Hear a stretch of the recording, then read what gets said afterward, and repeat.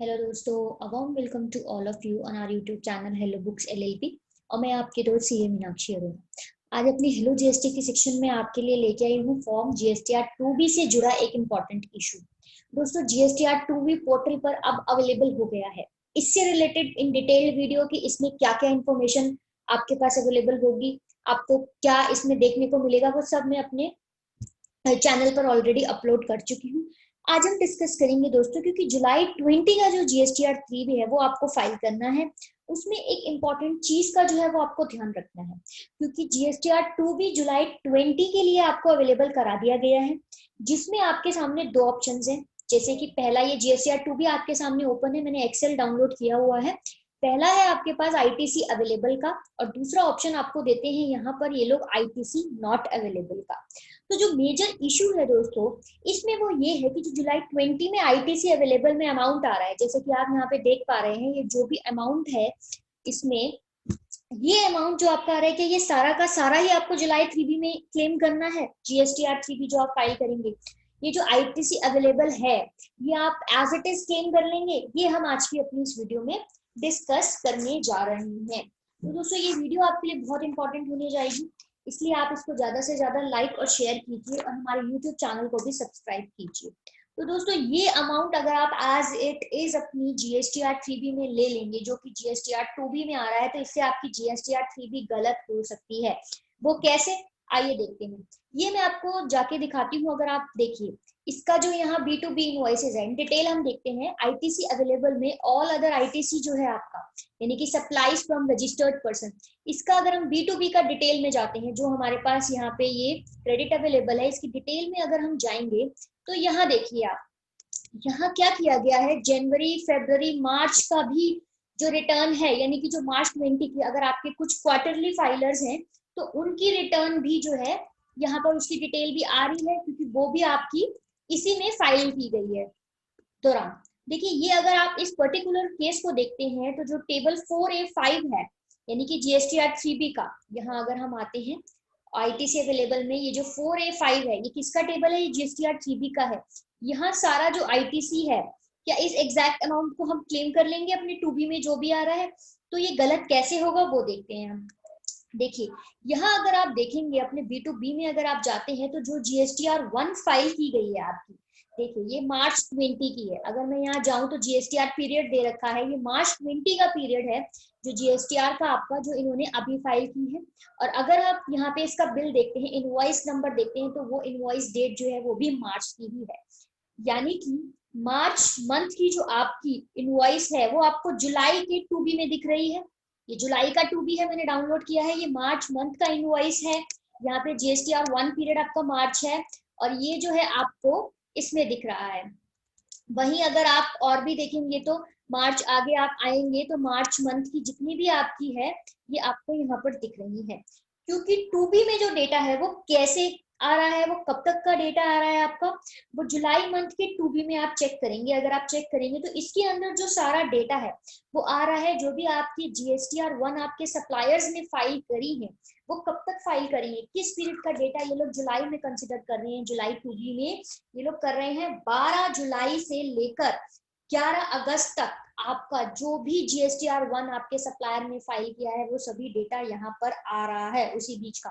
तो अगर मैं आपको ये 30 मार्च का बिल दिखाऊं, ये बिल है आपका मार्च का, मार्च की रिटर्न का बिल है, तो इसकी जीएसटीआर 1 आपकी फाइल हुई है 16 जुलाई को, यानी कि 12 जुलाई से के बीच से लेके 11 अगस्त तक के बीच में ये रिटर्न फाइल हुई है। यानी कि मार्च 20 का जीएसटीआर 1 जो है वो आपका इसके बीच में फाइल हुआ है, तो ही वो आपके 2B में दिख रहा है, जैसा कि इस केस में आप देख रहे हैं। तो अब देखिए, ये जो इनवॉइस है, दिक्कत यहाँ ये है कि ये जो इनवॉइस है ये आप ऑलरेडी अपने मार्च के 3B में क्लेम कर चुके होंगे। इनवॉइस के बेसिस पर जब ये आपको इनवॉइस रिसीव हुआ होगा तब आपने इसे क्लेम कर लिया होगा। तो आईटीसी अवेलेबल में जो आईटीसी क्लेम करना है आपको, पहले उसमें से ये डुप्लीकेट आईटीसी जो आपके आ रहे हैं, यानी कि आपको रिकंसिलिएशन बिल्कुल यहाँ पर भी करना पड़ेगा। आपको जो है वो चेक करना पड़ेगा। जो ये फरवरी का या आपका ये जो भी मार्च का यहाँ पर इनवॉइस दिख रहा है, ये आपको जब आप 2A देखेंगे तो ये उन्हीं के रिस्पेक्टिव मंथ्स में आपको दिखाई देगा ये आपका। जब फाइल हुई होगी। तो यहाँ पर आपको यही कहा गया है कि आपको आईटीसी अपना चेक करना है, अपना रिकंसाइल करना है before claiming in GSTR 3B from GSTR 2B। इसको इन्होंने एडवाइजरी में भी कहा है। इसकी जो एडवाइजरी है वो आपको पीडीएफ फॉर्म में दी गई है। पीडीएफ जब आप जीएसटीआर 2B का जो है निकालेंगे तो वहां आपको एडवाइजरी दी जाएगी। मैंने उसके कुछ इंपॉर्टेंट पॉइंट्स यहाँ लिखे हैं जो मैं आपको दिखाती हूँ। यहाँ कहा गया है इस एडवाइजरी में that taxpayer are advised to ensure that data generated in 2B is reconciled with their own records and books of accounts. जी हाँ, यानी कि आपको अपने बुक्स ऑफ अकाउंट्स और 2B को रिकंसाइल करना है। This is solely the responsibility of tax payer. Tax payer को ही अपने 2B के डेटा और बुक्स ऑफ अकाउंट्स के डेटा को रिकंसाइल करना है before taking it in GSTR 3B में क्लेम करने से पहले। और आगे इन्होंने क्या कहा है, tax payer shall ensure that, और ये जो है सोनली रिस्पॉन्सिबिलिटी टैक्स पेयर की है, पोर्टल की कोई रिस्पॉन्सिबिलिटी नहीं है। टैक्स पेयर को इसलिए उनकी जिम्मेदारी है that no credit shall be taken twice for any document under any circumstances.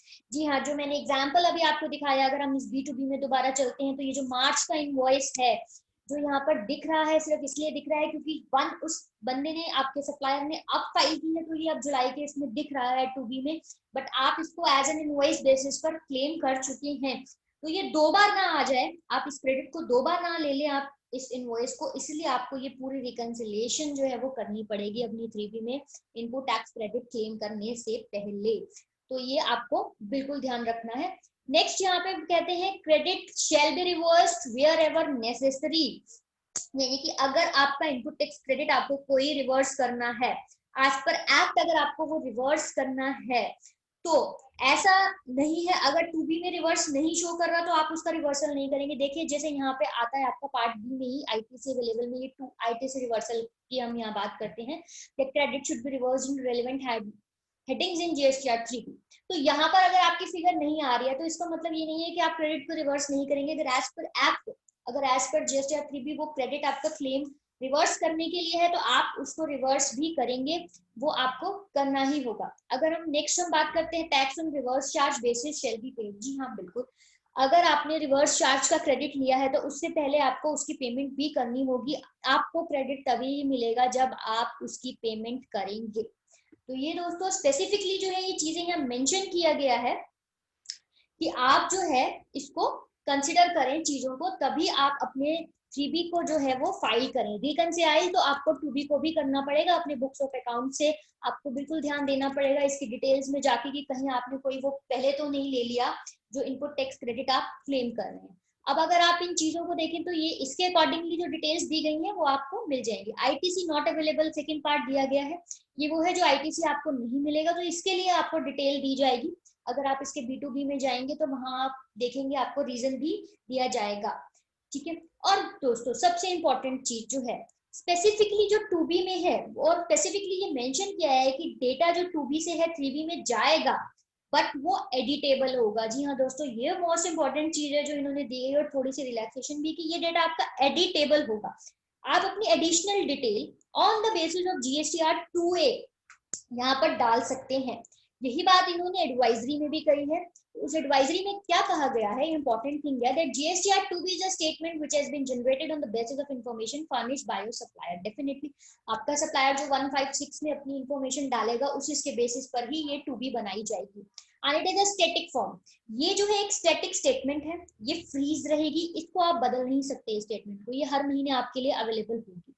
Documents filed by the supplier will reflect in the next open form of GSTR 2B of the recipient जो होगा आपका। And जो most important thing है वो ये है that tax payer are advised to refer to 2B for claiming credit in GSTR 3B। बिल्कुल GSTR 3B में क्लेम करने से पहले क्रेडिट आपको इसको रेफर करना ही होगा 2B को। लेकिन however in case for additional details, अगर आप कुछ एडिशनल डिटेल्स अपनी डालना चाहते हैं उसमें तो आपको अपने 2A के बेसिस पे भी रिको करनी होगी, तभी आप अपनी एडिशनल डिटेल जो है इस फॉर्म में डाल सकते हैं। बिल्कुल, तो रिकंसिलेशन तो आपको इस केस में भी करना होगा, और ये बिल्कुल एडिटेबल है आपका फॉर्म। आप जब 3B भरेंगे तो वहां पर अपनी डिटेल्स भी डाल सकते हैं एडिट करके। तो अब आपके लिए वैसे तो ये हौश-पौश ही हो गया कि टू ए कारी को भी करना है, टू बी को भी देखना है रिकनसाइल की कहीं आप डबल वो ना ले लें।